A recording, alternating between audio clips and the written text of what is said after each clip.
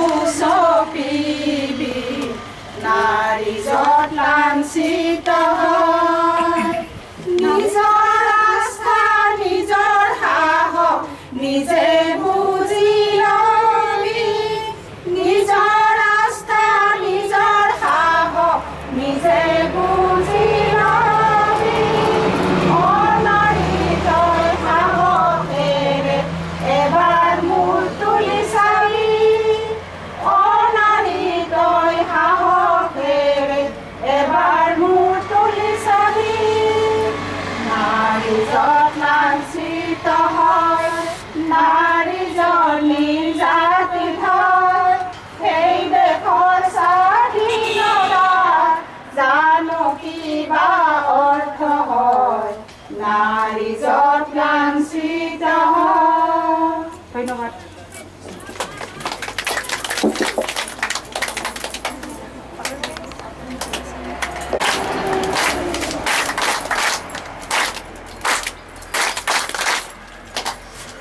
ধন্যবাদ।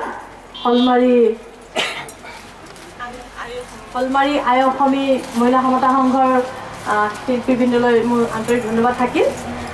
এতিয়া আজি আমাৰ যিখন নিৰ্বাচন সম্পৰ্কীয় সজাগতা সভা ইয়াতে আয়োজন কৰা হৈছে, এই সজাগতা সভাত আমাৰ যিসকল বিশিষ্ট অতিথি উপস্থিত আছে তেখেতসকলক আমি চিনাকি কৰিব বিচাৰিছোঁ।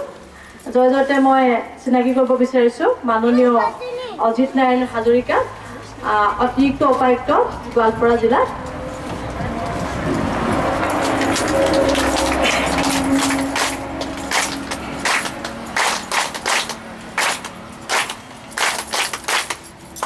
পাছতে আমাৰ মাজত আজি উপস্থিত আছে মাননীয়া প্ৰীতিলেখা ডেকা ACS গোৱালপাৰা জিলাৰ ESC তেখেত আমাৰ মাজত আহিছে তেখেতক আমি এটা হাত চাপৰিয়ে ধন্যবাদ জনাম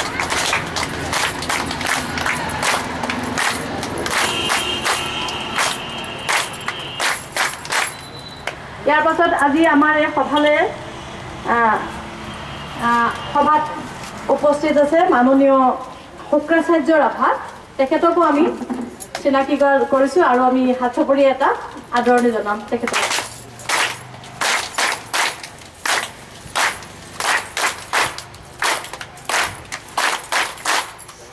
আৰু মই মোৰ চিনাকি দিছোঁ মোৰ নাম মামনি শইকীয়া জিলা আঁচনি সমন্বয়ক অসম মহিলা সমাজ ছ'চাইটি গোৱালপাৰা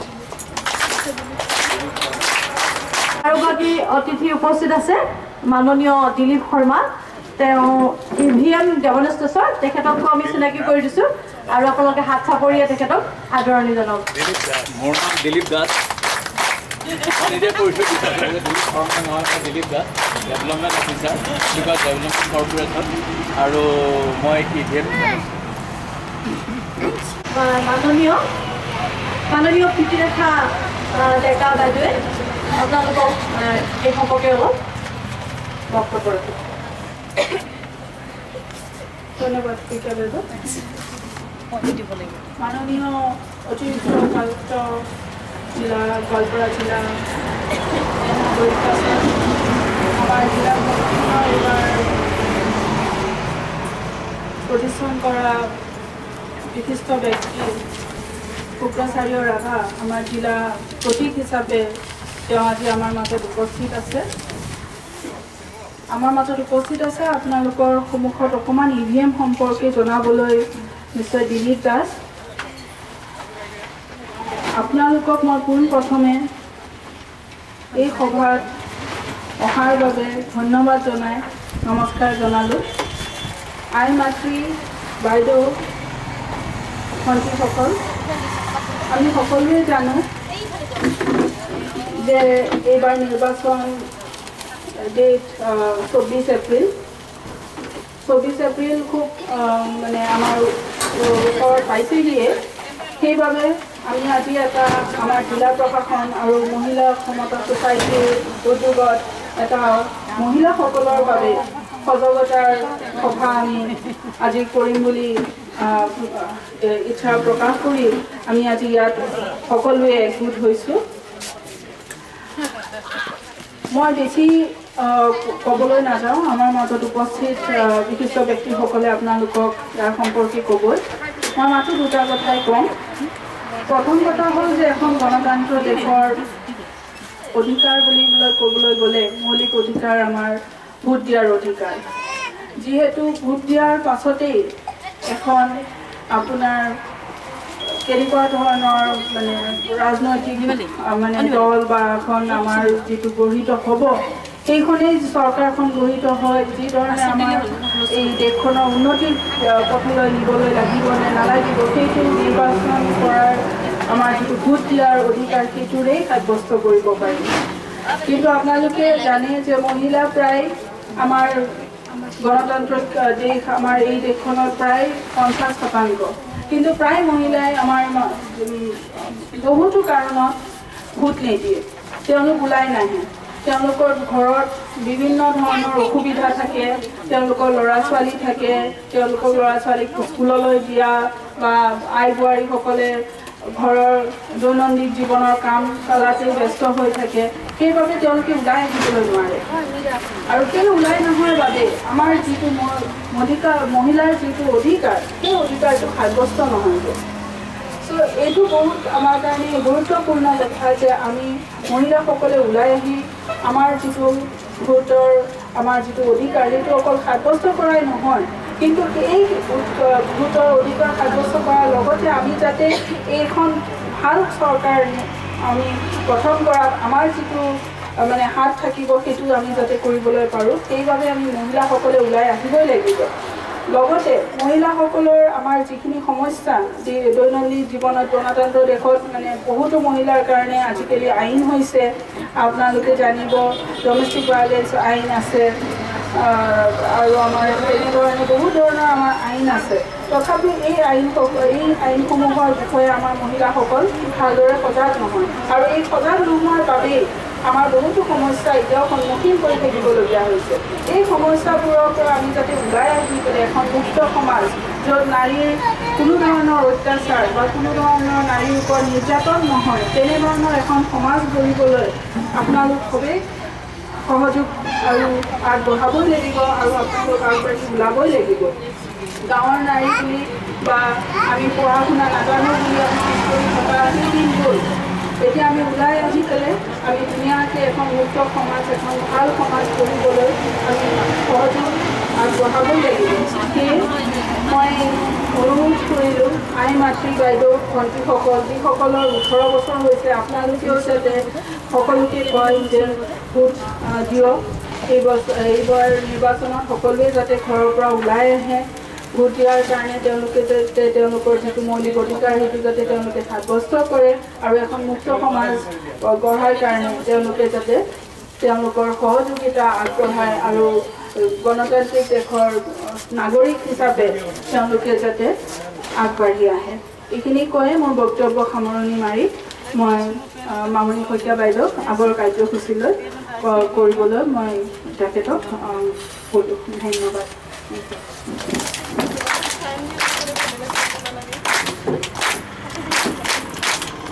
ধন্যবাদ থাকিল এতিয়া আমাৰ মাজত আজি সভাত উপস্থিত থকা বিশিষ্ট অতিথি মাননীয় অজিত নাৰায়ণ হাজৰিকা ডিচি গোৱালপাৰা ছাৰক এই সম্পৰ্কত বক্তব্য ৰাখিবৰ কাৰণে মই অনুৰোধ জনাওঁ ছ'চাইটি গোৱালপাৰা জিলা আঁচনি সমন্বয়ক মাননীয় মামণি শইকীয়া ডাঙৰীয়ানী লোকেল আইকন তথা আন্তৰ্জাতিক খ্যাতি সম্পন্ন শিল্পী শুক্ৰাচাৰ্য ৰাভা ডাঙৰীয়া মোৰ সহকৰ্মী ডেকা ডেকা মোৰ সহকৰ্মী শ্ৰী দিলীপ দাস আজিৰ এই সজাগতা সভাত উপস্থিত থকা শ'লমাৰী অঞ্চলৰ আই মাতৃ মহিলাসকল কণ কণ ল'ৰা ছোৱালী যিসকল আছে আৰু সংবাদ মাধ্যমৰ লগত জড়িত ব্যক্তিসকল আৰু ৰাইজ মই প্ৰীতিক কৈছিলোঁ যে বেছি দীঘল মই কথা নকওঁ মাত্ৰ এটা শব্দই ক'ম ধন্যবাদ বুলি মাত্ৰ এষাৰেই ক'ম কিন্তু আপোনালোকৰ যিটো ৰিডেমিক ক্লেপ আদৰণি খুব ভাল লাগিলে ইমান ধুনীয়াকৈ বজাই এটা ৰিডিমত বজাই আছে সেইকাৰণে আৰু দুআষাৰমান ক'বলৈ মন গৈছে কৈছে সজাগতা কি আমাৰ উদ্দেশ্যটো ইতিমধ্যে আপোনালোকে গম পাইছে মই আকৌ একেখিনি কথাকে দোহাৰিব বিচৰা নাই এইটো নিৰ্বাচন আয়োগৰ নিৰ্দেশ মতেই হৈছে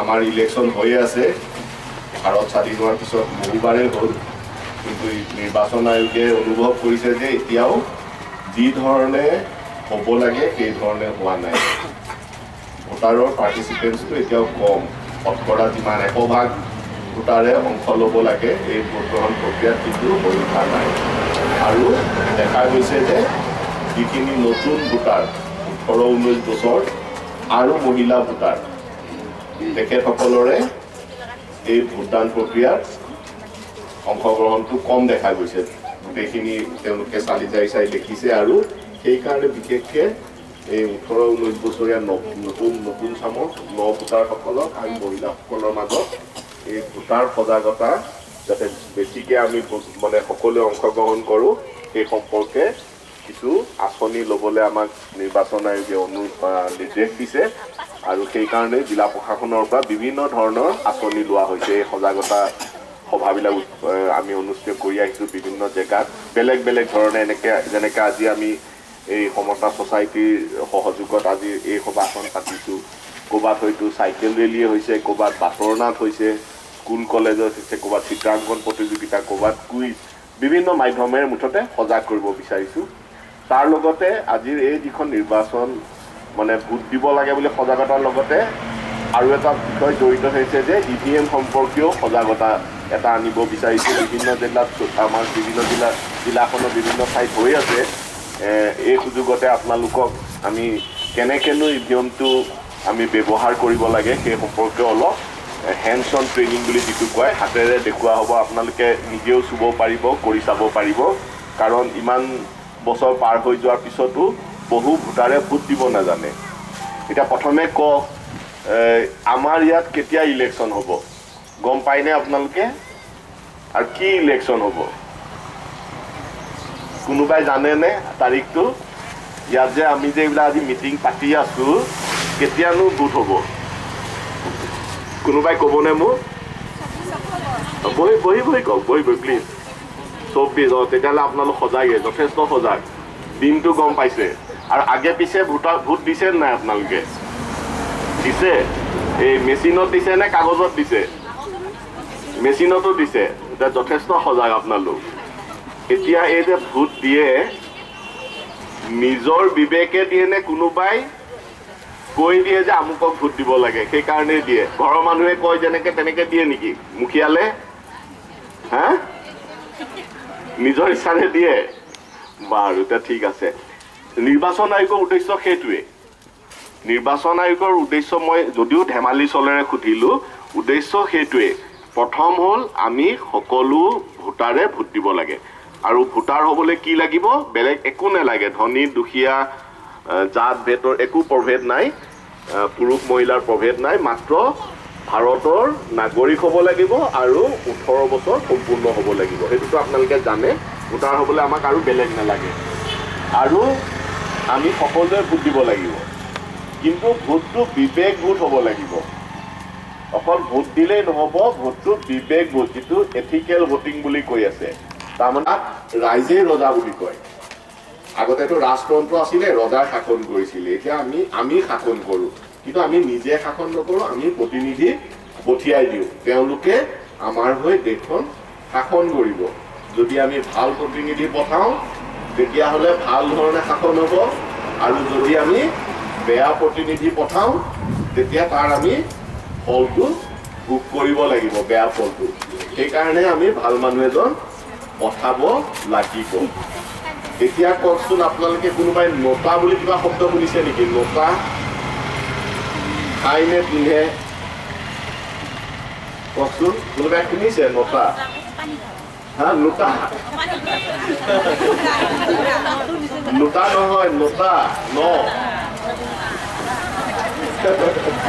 ঠিক আছে এইটো লোটা নহয় পানী খোৱা লোটাটোৰ কথা কোৱা নাই মই নটা কৈছোঁ নটা ন নাই শুনা আৰু এইবাৰ যিটো ইলেকশ্যন হ'ব এইটো লোকসভা ইলেকশ্যন নহয় গম পাইছে আপোনালোকে এইখিনি কিজানি ধুবুৰী লোকসভা সমষ্টিত কৰিব তো এইবাৰৰ যিটো আমাৰ লোকসভাৰ নিৰ্বাচন হ'ব আন লোকসভা নিৰ্বাচনতকৈ অলপ বেলেগ হ'ব কি বেলেগ হ'ব এইবাৰ ভোটাৰসকলৰ এটা সুবিধা থাকিব যিটো মই নোটা বুলি ক'লোঁ নোটা মানে হ'ল নান অফ দ্য এব তাৰমানে ওপৰৰ এজনো ব্যক্তি বা প্ৰাৰ্থী নহয় পচন্দৰ নহয় তাৰমানে ভোটাৰে এটা সুবিধা পাব আগে পিছে কি হয় যেতিয়া প্ৰাৰ্থী হয় প্ৰাৰ্থীবিলাক মানে এতিয়া হেৰি দি আছে নমিনেশ্যন দি আছে তেওঁলোকে প্ৰাৰ্থী যেতিয়া ফাইনেল হ'ব ঠিক হ'ব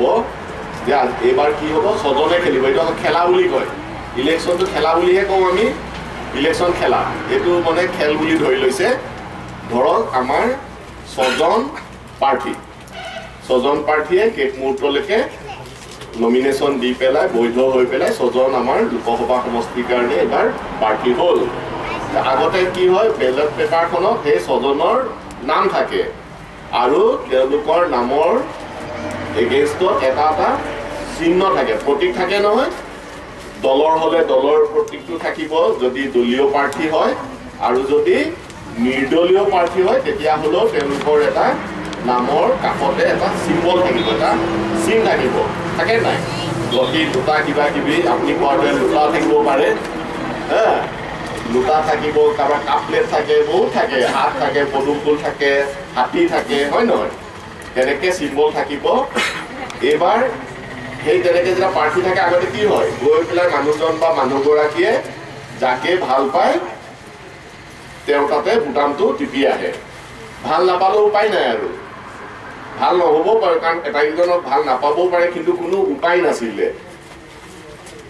কাৰোবাক গ'লো যেতিয়াতো দিবই লাগিব কাৰোবাক ইমান কষ্ট কৰি ৰাতিপুৱাই লাইন কৰি গ'লো ৰাতিপুৱাই গৈ পেলাইতো কাৰোবাক দি লাইন চাইন কৰি এইবিলাক নখত এইবিলাক লগাই মেলি তো গৈ দি আহিলোঁ যদিও মোৰ মনটোৱে ভাল নালাগে এইবাৰ কিন্তু এটা সুবিধা থাকিব যে এজনকো যদি ভাল নালাগে তাৰ তলত আৰু এটা বুটাম মানে এজন কেণ্ডিডেট বুলিয়ে ধৰাব এই নটাজনৰ যদি এজনকো ভাল নালাগে তেতিয়া তেওঁ তাত ভোটাৰজনে টিপিব পাৰে যদিও এজন কোনো মানুহ নহয় বুজিলে এইবাৰৰ ইলেকশ্যনটো সেইকাৰণেই আন ইলেকশ্যনতকৈ বেলেগ হ'ব আৰু গুৰুত্বপূৰ্ণ হ'ব ৰাইজে এটা সুবিধা পাব তাৰপৰা কি লাভ হ'ব কোনোবাই ক'ব নেকি কি লাভ নহ'ব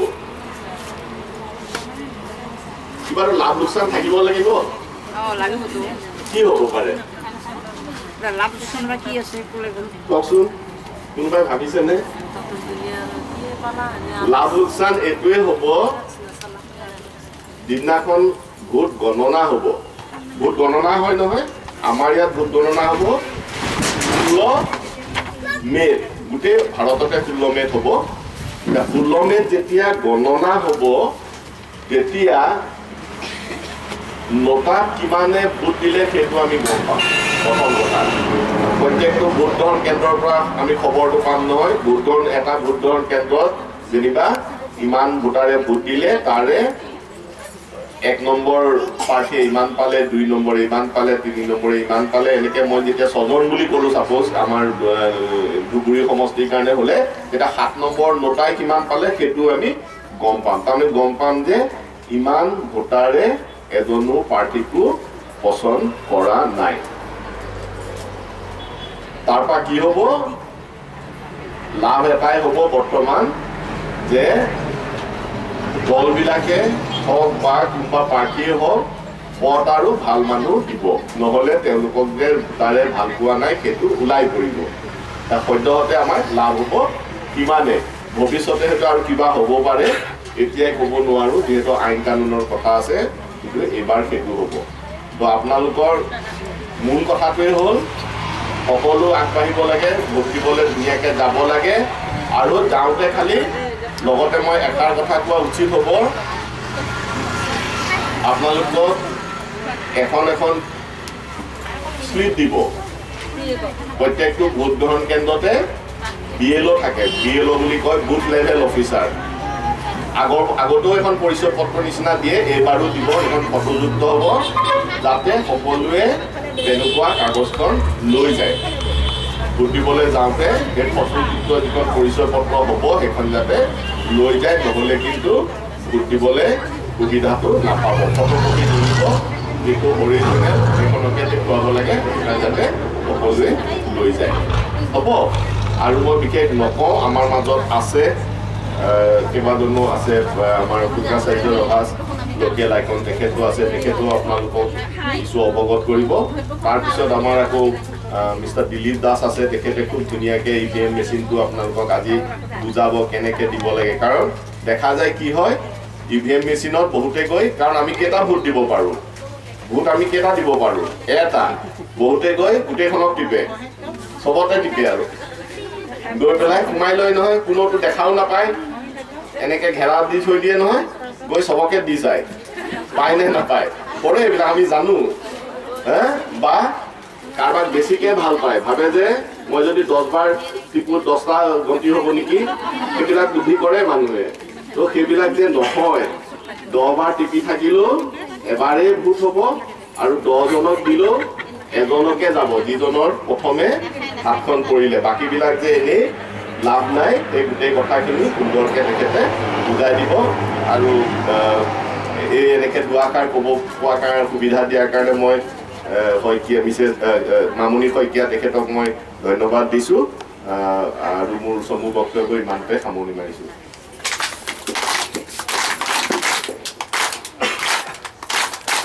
উপস্থিত আছে মাননীয় শুক্ৰাচাৰ্য ৰাভা তেখেতে এই সম্পৰ্কত তেখেতৰ বহুমূলীয়া বক্তব্য প্ৰকাশ কৰিব।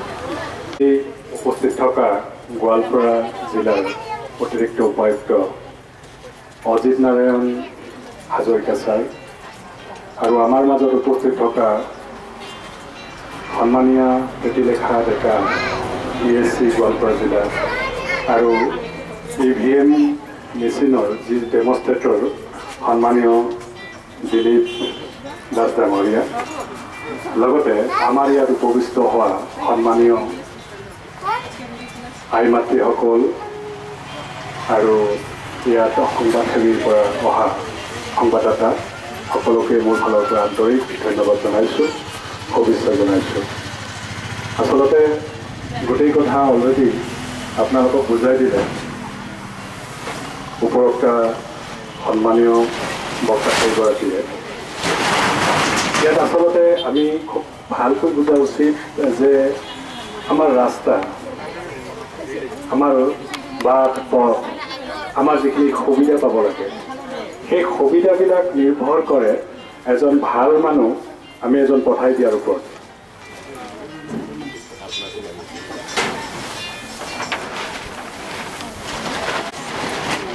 এনে এজন মানুহক পঠাব লাগে যাক আমি ভাল পাম, যাৰ দ্বাৰা আমাৰ যিবিলাক আশা আকাংক্ষা আছে সেইখিনিক পূৰণ কৰিব পাৰে।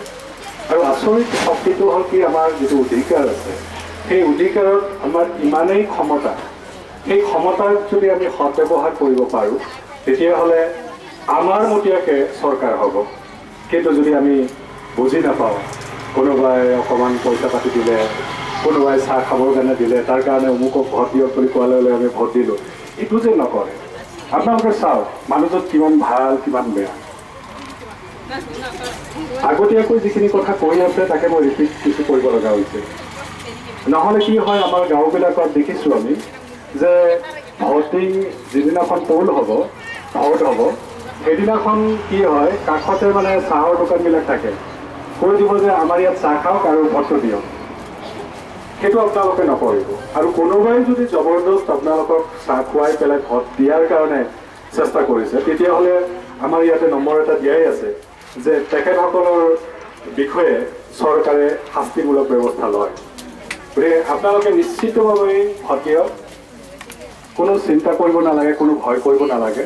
আৰু আটাইতকৈ সুবিধাজনক কথাটো হ'ল, যদি আপোনালোকৰ পচন্দৰ মানুহ নায়েই তেতিয়াহ'লে নটা যিটো সুবিধাটো আছে তাত দি দিলেই হৈ গ'ল। কিন্তু আমি বিচাৰিছোঁ কি, যেনে তেনে ভোটটো 100% চবেই যাতে ভোটটো দিয়ে। এইবাৰ বিশেষকৈ নতুন ভোটাৰসকল আছে আৰু তাৰ লগে লগে আপোনালোকৰ ক্ষেত্ৰত বিশেষকৈ বিভিন্ন সমস্যাৰ কাৰণে হয়তো আহিব নোৱাৰে ভোট দিবৰ কাৰণে। এই সুবিধাটো আপোনালোকে গ্ৰহণ কৰক, যিহেতু নিজৰ অধিকাৰ এটা 5 বছৰত আমি এবাৰহে পাওঁ, হয়নে নহয়? কিন্তু আন এটা কথাটো হ'ল কি ইণ্টাৰেষ্টিং যে বহু বছৰ আগতে আমি সুধিছিলোঁ, যোৱাবাৰো বেলট পেপাৰ যেতিয়া পঞ্চায়ত ইলেকশ্যন হয়, বেলট পেপাৰত মাৰিব লাগে কোনটো পচন্দৰ প্ৰাৰ্থী, তাত সেই টেবুলত মাৰা বুলি কোৱাৰ লগে লগে গৈ পেলাই ষ্টাম্পটো টেবুলত মাৰি দিছে, হয়নে? গতিকে সেইবিলাক ভুল কৰিব নালাগে। আপোনালোকে ইয়াত যিকেইটা, অৱশ্যে আমিও বহুখিনি নাজানো, এইবাৰ আমাৰ ধুবুৰী সমষ্টিত কিমানজন কেণ্ডিডেট আছে আপোনালোকে গম পাব। কোনটো ভাল কোনটো বেয়া আপোনালোকে ভালকৈ চিন্তা কৰক। আজিকালি পেপাৰে পত্ৰই আৰু দূৰদৰ্শন কেন্দ্ৰ টিভিত আমি সদায় দেখি থাকোঁ, হয়নে? গতিকে সেইবিলাকৰ পৰা আইডিয়াবিলাক লৈ আপোনালোকৰ নিজৰ বিবেক ভোটটো এইকাৰণে কোৱা হৈছে যে আপুনি কাৰো দ্বাৰা কোনোবা কোৱাৰ কাৰণে মই অমুকক দিছোঁ এইটো নহয়। আপুনি চিন্তা কৰক কোনটো ভাল কোনটো বেয়া, এইটো আপোনাৰ অধিকাৰ। কাৰোবাক কোৱাৰ কাৰণে মই অমুকক দিম এইটো যেন নকৰে। আৰু মূলত হ'ল আমাৰ সমস্যাবিলাক, আমাৰ নিজৰ যিখিনি লোকেলিটি, এতিয়া ৰাস্তাৰ কথাই হওক, বিভিন্ন ধৰণৰ সা সুবিধাৰ কথাই হওক, এইবিলাক পূৰণ কৰিব পাৰিব তেতিয়াহে যেতিয়া আপোনালোকে সচেতন হ'ব। আমাৰ অধিকাৰ আমি নিজেই পাম। গতিকে বিশেষ নকওঁ, একেটা কথাকে আমি অকণমান ৰিপিট কৰিব লগা হৈছে যে আপোনালোকে এটাই অনুৰোধ কৰিম আপোনালোকক সেইদিনাখন 24 তাৰিখে আপোনালোকে যেনে তেনে য'ত ভোট দিব ভোট চেণ্টাৰত যাওক, গৈ পেলাই আপোনালোকৰ ভোটাধিকাৰ সাব্যস্ত কৰক। আৰু ইয়াৰ ওচৰে পাজৰে যিখিনি মানুহ আছে নতুন যিসকলে ভোট দিব তেখেতসকলকো আপোনালোকে অনুৰোধ কৰক যে ভোট দিব যাব লাগে আৰু 100% 100% ভোট যাতে এইটো অঞ্চলৰ পৰা পৰে তাকে কামনা কৰি মোৰ আজি চুমু বক্তব্য ইমানতে সামৰিছোঁ। ধন্যবাদ।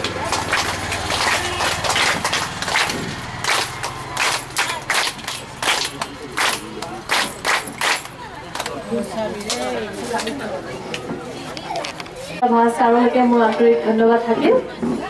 তেখেতে খুব সুন্দৰকৈ বুজাই দিলে আমাৰ নিৰ্বাচন সম্পৰ্কীয় যিখিনি বিষয় আছিলে। এতিয়া আমাৰ মাননীয় শ্ৰী দিলীপ দাস ছাৰক তেখেতৰ EVM-ৰ ডেমনষ্ট্ৰেশ্যনৰ কাৰণে মই অনুৰোধ জনাইছোঁ।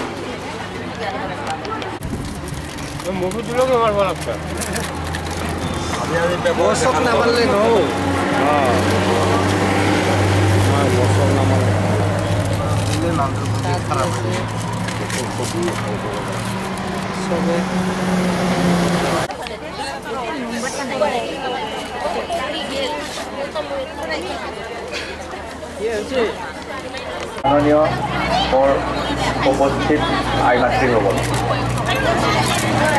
মই আপোনালোকক যিটো মেচিনৰ বিষয়ে ইতিমধ্যে ছাৰে কিছু আপোনালোকক অৱগত কৰি গৈছে, সেই মেচিনটোৰ বিষয়ে কিছু কথা মই অৱগত কৰিম। আপোনালোকে কেনেধৰণৰ ভোট প্ৰদান কৰিব লাগিব এই মেচিনটোৰ জৰিয়তে। এই মেচিনটো এনেকুৱা এটা মেচিন যিটো মেচিনৰ জৰিয়তে আপোনালোকৰ ভোট প্ৰদান কৰাৰ পাছত এজন মানুহৰ অৰ্থাৎ প্ৰাৰ্থীৰ ভাগ্য নিদৰ্শন নিয়ন্ত্ৰণ ইয়াতে হ'ব। এই মেচিনটোত যেতিয়া আপোনালোকে ভোট কম্পাৰ্টমেণ্টলৈ সোমাই যাব, অনুগ্ৰহ কৰি কথাখিনি শুনিলে অলপ ভাল লাগিব। আপুনি ভোটিং কম্পাৰ্টমেণ্ট অৰ্থাৎ ভোট দিবলৈ যেতিয়া আপুনি যাব, যোৱাৰ লগে লগে আপুনি এটা বস্তুৰ ওপৰত সদায় লক্ষ্য কৰিব, এই মেচিনটোৰ জৰিয়তে আপোনালোকে ভোট প্ৰদান কৰিব লাগিব।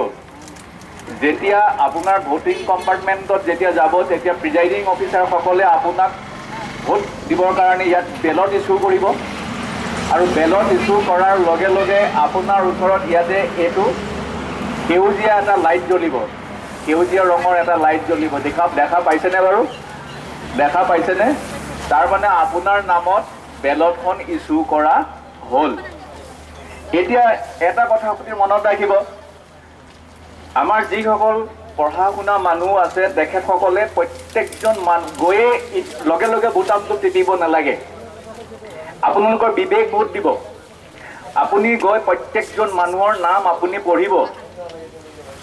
যদি আপুনি নাম পঢ়িব নোৱাৰে তেতিয়াহ'লে এই চিম্বলবিলাক আপুনি চাব। তেতিয়া আপুনি নিৰ্ধাৰণ কৰিব পাৰিব যে কোনজন মানুহ ভাল, কোনজন মানুহ বেয়া। তেতিয়া আপুনি যিজন মানুহ ভাল তেওঁৰ বিপৰীতে আপুনি এনেকৈ যদি দবাই দিয়ে, লগে লগে ইয়াতে ৰঙা লাইটটো জ্বলিব। ৰঙা লাইটটো জ্বলি লগে লগে এটা ইয়াতে শব্দ হ'ব, তাৰমানে আপোনাৰ ভোটটো ইয়াতে ৰেকৰ্ড হৈ গ'ল। এতিয়া চাওক, ছাৰে যে কৈছিলে তাৰপাছত আপুনি ভাবিলে কি যে মই আৰু এজন মানুহক ভোট দিওঁ। চাওক, ইয়াত দবাই থাকিলেও কোনো কাম নাই, আপুনি এবাৰে ভোট দিব পাৰিব। কিন্তু এটা কথাৰ প্ৰতি মনত ৰাখিব, লক্ষ্য ৰাখিব, যিবিলাক নীলা বোতাম ওলাই থাকিব সেইবিলাকত টিপিলেহে আপোনাৰ ভোট হ'ব। অৰ্থাৎ যিমান কেইজন কেণ্ডিডেট থাকিব তেখেতসকলৰ বিপৰীতে এই নীলা বোতামবিলাক আপোনালোকে দেখা পাব। যদি ইয়াতে আমি 8জন মানুহৰ নাম, 8জন মানুহ অৰ্থাৎ 7জন প্ৰকৃত আপোনাৰ প্ৰাৰ্থীৰ নাম আৰু এজন ছাৰে কোৱাৰ দৰে আমাৰ ইলেকশ্যন কমিশ্যনৰ পৰা দিয়া যিজন নোটা, অলপ আগতে লোটা আহিছিল, এইটো নোটা অৰ্থাৎ আপোনাৰ অপ্ৰাচণ্ড প্ৰাৰ্থী। এই প্ৰাৰ্থীজন সকলোতকৈ শেষত থাকিব। যিমান কেইজন প্ৰাৰ্থী থাকিব তেওঁ একেবাৰে শেষত থাকিব, তেওঁৰো এটা চিম্বল হ'ব। গতিকে এই শেষত থকা প্ৰাৰ্থীজনে আপুনি জানিব যে এইজনে নটা, নটা বুলি লিখা থাকিব। যদি আপুনি যেতিয়া ভোটিং কম্পাৰ্টমেণ্টলৈ সোমালে দেখিলে যে আপোনাৰ এজনো মানুহৰ আপোনাৰ পচন্দ হোৱা নাই, আগতে কি হৈছিলে আপুনি পচন্দ নহ'লেও যিকোনো এজন মানুহক মানে আপুনি নিৰ্ধাৰণ কৰিব পাৰিছিলে যে এইজন মানুহ অলপমান বেয়া, কম বেয়া, সেইকাৰণে আমি ভোট দিওঁ, নহয়নে? তেনেকুৱা ধৰণৰ হৈছিলে। এতিয়া কিন্তু আপোনাক এটা সুবিধা দিছে, যদি আপোনাৰ এজনো মানুহ পচন্দ নহয় তেতিয়াহ'লে আপুনি নটাত দবাব পাৰিব। মই দেখাই দিছোঁ, এই নটা ৰঙা লাইট জ্বলিল, তেতিয়া আপুনি গম পালে যে এই নটাৰ বিপৰীতে আপোনাৰ ভোটটো প্ৰদান হ'ল আৰু ইয়াতে সন্নিৱিষ্ট হৈ গ'ল ভোটটো আপোনাৰ, অৰ্থাৎ ৰেকৰ্ড হৈ গ'ল। সেইকাৰণে এটা কথা মনত ৰাখিব। আৰু এটা কৈছোঁ, ছাৰে কৈছিল যে এজন মানুহে যদি এনেকৈ যদি দবাব বিচাৰে, 4-5টা আঙুলি আছে, ধৰক 4টাই ভৰাই দিম, মই কোনটো দবিলে দবিব। ধৰক এতিয়া মই ইয়াতে দি দিছোঁ, দেখিলেনে এটাতে হ'ল, অৰ্থাৎ মোৰ এই 3 নম্বৰ আঙুলিটোত বেছি প্ৰেছাৰ পৰিলে, প্ৰেছাৰটো মোৰ 3 নম্বৰ আঙুলিটোত বেছি পৰিলে। 4টা দবাইছোঁ, 3 নম্বৰ আঙুলিটোত বেছি প্ৰেছাৰ পৰিলে, অৰ্থাৎ যিটোতে প্ৰথমতে বেছি প্ৰেছাৰ পৰিব সেইটোতে ৰঙা লাইট জ্বলিব আৰু আপোনাৰ তেতিয়া হ'ব। তেতিয়া আপুনি ভাবে নাই নাই নাই নাই মই ভোটটো মোৰ ভুলতে এইটো হৈ গ'ল, তেতিয়া কিন্তু আপোনাৰ আৰু নহ'ব, আপোনাৰ ভোট প্ৰদান এবাৰেই হ'ব। গতিকে সেইকাৰণে আপুনি খুব সাৱধানতাৰে এই মেচিনটোত গৈ আপুনি নাম চাব। এইখন যেটা বেলট পেপাৰ স্ক্ৰীণত আপোনাৰ নামটো জিলিকি থাকিব মানুহজনৰ, তাৰ বিপৰীতে আপোনাৰ চিম্বলবিলাক থাকিব। আপুনি সাৱধানতাৰে পঢ়িব, পঢ়ি ধৈৰ্য সহকাৰে আপুনি কাক ভোট দিয়ে বিবেক ভোটটো প্ৰদান কৰিব। এতিয়া আপোনালোকক মই আপোনালোকে নিজে হয়তো কৰিলে বেছি গম পাব। ধৰক আজি ভোট চলি আছে, আপোনালোক আহি আছে, এতিয়া আপুনি ভোট দিব পাৰিব। ধৰক মই দেখাই দিওঁ, সেইখিনি সেউজীয়া লাইটতে জ্বলিছে নে বাৰু? আপোনাক কৈছো সেউজীয়া জ্বলিছে নাই? আপুনি এটা ভোট দিয়ক, আপুনি দিয়ক। আমি এটা নাম এনে কৰিছো, দিয়ক। দিয়াৰ লগে লগে আপুনি কি নামটো কি আছে, কিবা ছবিন হাজং বুলি এটা, এইটো আৰ ইয়ে দেই, ছবিন হাজঙৰ এগেইনষ্টে আপোনাৰ ভোট প্ৰদান হৈছে। অৰ্থাৎ ছবিন হাজঙৰ এগেইনষ্টে আপোনাৰ সেই কাৰ চিনত থকা ৰঙা লাইটটো জ্বলিছে, অৰ্থাৎ সেই কেণ্ডিডেটজনৰ এগেইনষ্টে কাৰ লাইটৰ কাৰ চিনটো আছে, সেইটো লাইট, তাৰ এগেইনষ্টে বুটামটো আছে, বুটামটো আপুনি টিপি দিয়াৰ লগে লগে তাতে ৰঙা লাইট জ্বলিছে। ৰ'ব, মই আকৌ এটা ভোট দিছোঁ, আপুনি দ্বিতীয়জন মানুহে দিয়কচোন, বেলেগে দিয়ক, আপুনি নটাত দিয়ক, দেখিলে সেই নটাত লাইটটো জ্বলিছে আৰু ইয়াতে শব্দ হৈছে, আপুনি গম পাইছে যে আপোনাৰ ভোটটো ৰেকৰ্ড হৈ গৈছে। গতিকে আপুনি মেচিনটো আৰু পাছলৈ লৈ যাওক, এতিয়া আপুনি দিয়ক, ভোট দিয়ক। আপুনি ভোট দিলে আপুনি 3 নম্বৰ মানুহজনৰ বিপৰীতে আপোনাৰ ৰঙা লাইটটো জ্বলিলে। ঠিক তেনেধৰণে আপোনালোকে দিয়ক, মই ইছ্যু কৰিছো, দিয়ক।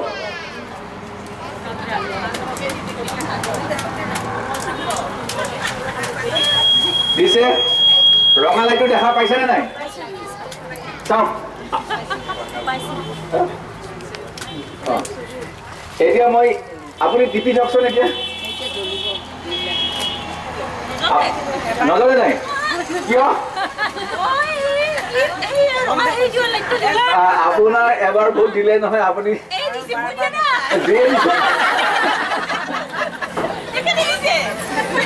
নাই দিয়া বা যে দিছে, এবাৰ বাৰ টিপি থাকিলেও তাত জ্বলি নাথাকে। আৰু আগতে বেলট পেপাৰত কি হৈছিলে, আপোনাৰ ভাল লাগিছে কেতিয়াবা বেলট পেপাৰ 10টা চিনো দি দিছে, হয়নে? তাৰমানে আপোনাৰ ভোটটো কেনচেল হৈছে, 10টা দিয়া মানে আপোনাৰ কেনচেল হৈছে। ইয়াত আপোনাৰ এই মেচিনৰ জৰিয়তে এটা সুবিধা হৈছে, ইয়াৰ এডভান্টেজটো হৈছে কি আপোনাৰ ভোটটো কেতিয়াও কেনচেল নহয়, য'ত দিব তাতে পৰিব। ঠিক আছে, আৰু পাছলৈ যাওক, মই আৰু ইছ্যু কৰিছোঁ বেলট, আপুনি দিয়ক, আপোনাৰ নোটাতে দিয়ক।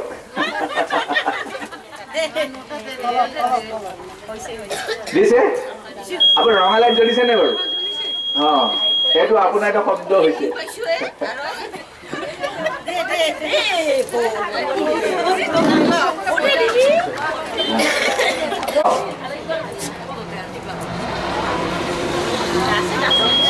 জ্বলিছে? এইবাৰ এটা কাম কৰক, আপোনাৰ 3টা আঙুলিয়ে ভোট দিয়ক। দিয়ক, 3টা আঙুলিয়ে ভোট দিয়ক। ক'ত জ্বলিলে? প্ৰথম জ্বলিলে ন? তাৰমানে আপোনাৰ আঙুলিকেইটাৰ প্ৰথম যিটো বেছি প্ৰেছাৰ পৰিছে বটমটোত সেইটোতে জ্বলিব। সেইকাৰণে কৈছোঁ যে আপুনি যেতিয়া ভোটৰ কম্পাৰ্টমেণ্টলৈ আপুনি সোমাই যাব, আপুনি ভয় নকৰিব। প্ৰথম আপুনি মানুহকেইটাৰ নাম পঢ়ক। যদি পঢ়িব নোৱাৰে তেতিয়াহ'লে চিম্বলবিলাক চাওক আৰু প্ৰত্যেক মানুহজনক আপুনি ভোট প্ৰদান কৰক আপোনাৰ। সেইটো কথাই আমাৰ ইলেকশ্যন তৰফৰ পৰা আমাৰ আহ্বান আপোনালোকৰ প্ৰতি বিবেক ভোট দিয়াৰ। ধন্যবাদ।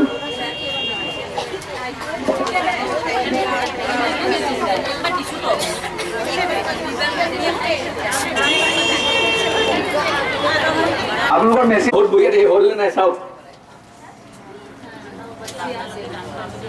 ইয়াত আপোনাক দেখুৱাই দিছো চাওক। আপোনালোকে কিমান ভোট দিলে, কাৰ ভোট দিলে আপুনি গম নাপাব, কিন্তু কিমান ভোট দিলে আপুনি ইয়াতে গম পাব। দেখুৱাই থৈ গৈছো, প্ৰমাণটো কৰিছো। আপোনালোকে 10টা ভোট দিলে এতিয়ালৈকে, কিন্তু কোনে কেইটা পাইছে সেইটো ৰিজাল্ট ওলালে আপোনাৰ সেইটো পাছত আমি তাতে গম পাম। কিন্তু আপোনালোকে যে 10টা ভোট দিলে, এই মেচিনটো যে কিমান ইয়াৰ সত্যতা আছে আপোনালোকৰ প্ৰমাণটো মই এইখিনিতে কৰি দিলোঁ। গতিকে এই মেচিনটো খুব সত্যতা আছে, সেইটোৱে আপোনালোকৰ প্ৰমাণ কৰি দেখুৱালোঁ যে ইতিমধ্যে আপোনালোকে প্ৰদান কৰা 10টা ভোট আপোনালোকৰ ইয়াতে দেখুৱাই দিছে। ধন্যবাদ। মোৰ এইখিনি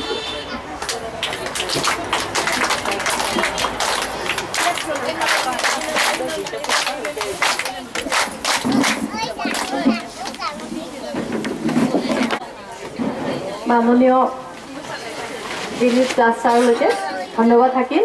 তেখেতে আপোনালোকক খুব সুন্দৰকৈ EVM মেচিনৰ ব্যৱহাৰৰ বিষয়ে বুজালে। এতিয়া আমাৰ আজি জিলা প্ৰশাসন আৰু অসম মহিলা সমতা ছ'চাইটিৰ উদ্যোগত আয়োজন কৰা যিখন নিৰ্বাচনী সম্পৰ্কীয় সভা আছিলে, সেই সভাৰ যিটো উদ্দেশ্য লৈ আমি ইয়াতে আজি বহিছিলোঁ, সেই উদ্দেশ্যৰ সকলোখিনি আমাৰ ইতিমধ্যে হৈছে। আৰু এই সুযোগতে আমি শলমাৰী আই অসমী মহিলা সমতা সংঘৰ সমূহ সদস্যলৈকে মই মোৰ আন্তৰিক ধন্যবাদ জনাইছোঁ, শলাগৰ আগবঢ়াইছোঁ। আপোনালোকে গৃহিণীসকল বিভিন্ন কামত জড়িত হৈ থাকে আৰু সেই সকলো কাম বাদ দি আপোনালোকে এই নিৰ্বাচনী সভাখনত আপোনালোকৰ বহুমূলীয়া সময়খিনি দি আমাক বহুতখিনি সহায় কৰিলে। মই আপোনালোকৰ দীৰ্ঘায়ু কামনা কৰিছোঁ আৰু আপোনালোকৰ উজ্জ্বল ভৱিষ্যত কামনা কৰিছোঁ। আৰু ইয়াৰ লগে লগে আজি অসম মহিলা সমতা ছ'চাইটিৰ আৰু জিলা প্ৰশাসন আৰু অসম মহিলা সমতা ছ'চাইটিৰ উদ্যোগত আয়োজন কৰা সভাত আমাৰ মাননীয় অজিত নাৰায়ণ হাজৰিকা ABC গোৱালপাৰা জিলাৰ তেখেতৰ নিৰ্বাচনী ব্যস্ততাৰ মাজতে আহি আজি নিৰ্বাচনী সম্পৰ্ক যিখিনি সজাগতা আমাৰ মহিলাসকলক দিলে, সেইখিনিৰ কাৰণে মই ছাৰৰ ওচৰত আন্তৰিক ধন্যবাদ আৰু শলাগৰ আগবঢ়াইছোঁ। ইয়াৰ লগতে মাননীয়া প্ৰীতিৰেখা ডেকা ESC গোৱালপাৰা জিলা, তেখেতে এই নিৰ্বাচনী সভাখনৰ সম্পৰ্কে আমাৰ লগত যোগাযোগ কৰিছে আৰু আমি যুটীয়াভাৱে এখন সভা আয়োজন কৰিছোঁ। তেখেতেও তেখেতৰ মহিলাসকল কেনেকৈ ৰাজনৈতিকভাৱে আগবাঢ়ি আহি নিজৰ ভোটাধিকাৰ সাব্যস্ত কৰিব লাগে সেই সম্পৰ্কে বহুতখিনি বক্তব্য ৰাখিলে। তেখেতৰ ওচৰত মই আন্তৰিক ধন্যবাদ আৰু শ্ৰদ্ধা আৰু শলাগৰ আগবঢ়াইছোঁ। ইয়াৰ উপৰিও আমাৰ মাজত আজি উপস্থিত থকা মাননীয় শুক্ৰাচাৰ্য ৰাভাদেৱ, তেখেতে মহিলাৰ ভোটাৰৰ সজাগতা সম্পৰ্কত আৰু আমি বিবেক ভোট দি কেনেকৈ আমাৰ সঁচা এখন গণতন্ত্ৰ আমি প্ৰতিষ্ঠা কৰিব পাৰোঁ সেই সম্পৰ্কে বহুখিনি বক্তব্য তেখেতে আমাৰ মাজত ৰাখিলে। তেখেতৰ মই আন্তৰিক ধন্যবাদ আৰু শলাগৰ আগবঢ়াইছোঁ। ইয়াৰ পাছতে আমাৰ দিলীপ দাস ছাৰে EVMৰ সম্পৰ্কে বহুখিনি খবৰ আপোনালোকক দিলে যে EVMটো আমাৰ সকলো আমাৰ ভোটাধিকাৰে এটা যন্ত্ৰ বুলি কৈছোঁ, যিটোৰ জৰিয়তে আমি প্ৰতিনিধি নিৰ্বাচন কৰিব পাৰিম। সেইটো সঠিক ব্যৱহাৰটোৰ ওপৰত আমাৰ নিৰ্ভৰ কৰিব। আমি কাক জিকাব খোজোঁ, সেইটো সঁচাকৈ এটা বৰ গুৰুত্বপূৰ্ণ বিষয়। আমি সঁচাকৈ ভাবিছোঁ, বুজি পাইছোঁ, আৰু এইখিনি আমি কামত ব্যৱহাৰ কৰিম। ইয়াৰ লগে লগে আমি অসম মহিলা সমতা ছ'চাইটি আৰু জিলা প্ৰশাসনৰ উদ্যোগত যিটো আজি সভা আয়োজন কৰিছিলে, মই বিশেষকৈ দুআষাৰ ক'ব খুজিছোঁ। সকলোখিনি কথা আপোনালোকে গমেই পালে, সকলোখিনি কথা আপোনালোকে বুজি পাইছে। আৰু সকলোতকৈ ডাঙৰ কথাটো হৈছে আজি যিখিনি মানুহ আমি ইয়াতে গোট খাইছোঁ আৰু বহুখিনি মানুহ আমাৰ মাজত নাই, আমাৰ এইটো দায়িত্ব বুলি আমি ভাবিব লাগিব।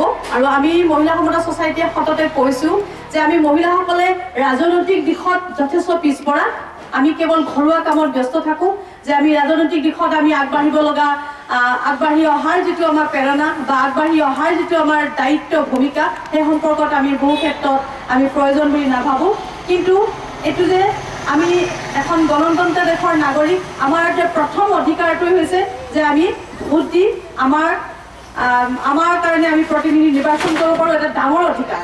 এই অধিকাৰটো আমি নিজে সাব্যস্ত কৰাৰ লগতে আমি যাতে আমাৰ ওচৰৰ পাজৰৰ যিসকল মহিলা আছে আৰু সম্পৰ্কীয় যিসকল মহিলা আছে, আমি যাতে তেখেতসকলক কওঁ যে আপোনালোকে কেতিয়াও ভোট নিদিয়াকৈ নাথাকিব আৰু ভোটটো দিব। এইটো আপোনাৰ এটা ডাঙৰ স্বাধীনতা। ভোট দিয়া স্বাধীনতা, যিটো গণতন্ত্ৰৰ যিটো স্বাধীনতা, এইটো ডাঙৰ স্বাধীনতা। এইটো আমি কেতিয়াও হেৰুৱাব নালাগে। আমি 24 তাৰিখৰ দিনা যিকোনো প্ৰকাৰে আমি সেইদিনাখনৰ কাৰণে নিজাকৈ পৰিকল্পনা কৰি আমি যাতে যিকোনো প্ৰকাৰে ভোট কেন্দ্ৰত আমি আহিব পাৰোঁ আৰু আমি মনোমত যিজন প্ৰাৰ্থীক আমি বিচাৰিছোঁ, যাৰ জৰিয়তে আমি সমাজৰ উন্নয়নৰ কামনা কৰিছোঁ, যিজন ব্যক্তি সঁচাকৈ আমাৰ হিতাকাংক্ষী হ'ব, সেইজন ব্যক্তিক আমি সুস্থভাৱে আমি বিবেচনা কৰি আমি ভোটটো দিম। আৰু আমি আমাৰ এখন সুস্থ গণতন্ত্ৰ আমি প্ৰতিষ্ঠা কৰিবৰ কাৰণে আমি আগভাগ ল'ম। আৰু আমাৰ দেশৰ আমি আধাখিনি মহিলা, কাৰণ মহিলা পুৰুষ আধা, মহিলা আধা, যদি আধাখিনি মানুহে যদি আমি আমাৰ যিটো গণতন্ত্ৰৰ ভেটিত যদি আমি আগবাঢ়ি নাহোঁ, তেতিয়াহ'লে কেতিয়াও সুস্থ গণতন্ত্ৰ হ'বই নোৱাৰে। আৰু দ্বিতীয় কথাটো হৈছে আমি মহিলাসকলে বিভিন্ন সমস্যাৰ দ্বাৰা জড়িত হৈ আছোঁ, আৰু যিখিনি সমস্যা আমি নিজে সমাধান কৰিবৰ কাৰণে আমি আগবাঢ়ি আহিব লাগিব। কেৱল আমি ৰান্ধনীশালতে ব্যস্ত থাকিলে নহ'ব, আমি আমাৰ সামাজিক দায়িত্ববোধ আমি পালন কৰি আগবাঢ়ি আহিব লাগিব। আৰু আমি এইখিনি কথা মহিলা সমতা ছ'চাইটিৰ পৰা আমি সততে কৈ আছোঁ আৰু আমি কৰিছোঁ, আগবাঢ়ি আহিব লাগিব। আজিও এগৰাকী মহিলাৰ এটা খবৰ মোক দি আছে যে তেখেতক বহুত নিৰ্যাতন কৰে গিৰিয়েকে, তেখেতৰ কিবা এটা উপায় লাগে। এনেকুৱা বহুত সমস্যা আছে যিখিনিৰ কাৰণে আমি স্বাধীনভাৱে শান্তিত আমি এগৰাকী সন্মানীয় ব্যক্তি হিচাপে, সন্মানীয় নাগৰিক হিচাপে যাতে জীয়াই থাকিব পাৰোঁ, তাৰ কাৰণে আপুনি আগবাঢ়ি আহক, গণতন্ত্ৰ প্ৰতিষ্ঠা কৰক। আৰু পুনৰবাৰ মই সকলোৰে ওচৰত আন্তৰিক ধন্যবাদ আৰু শলাগৰ শৰাই আগবঢ়াইছোঁ।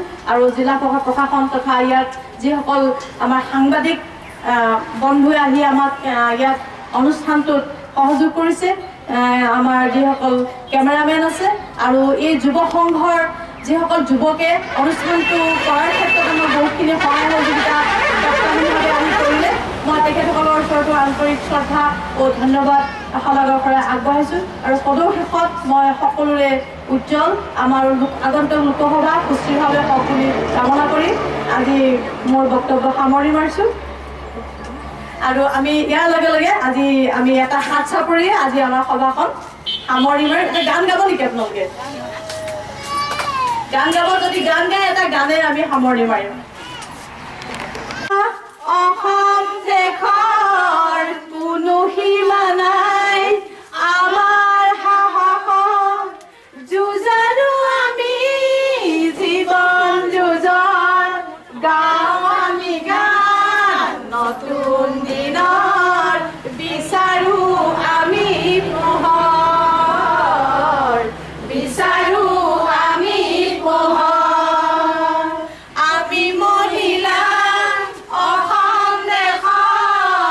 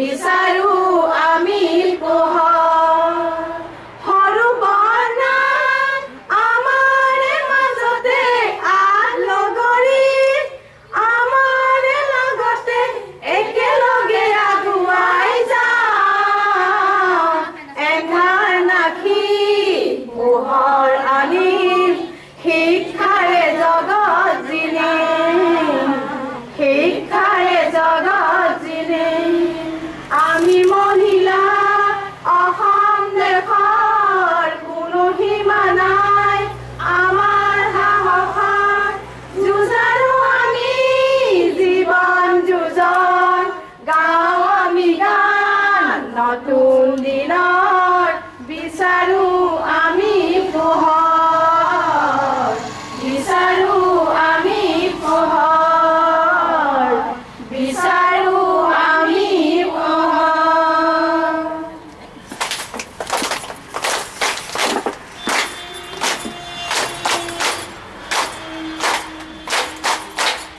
ধন্যবাদ ইমানতে আজি সভা সমাপ্ত হ'ল বুলি ঘোষণা কৰা হৈছে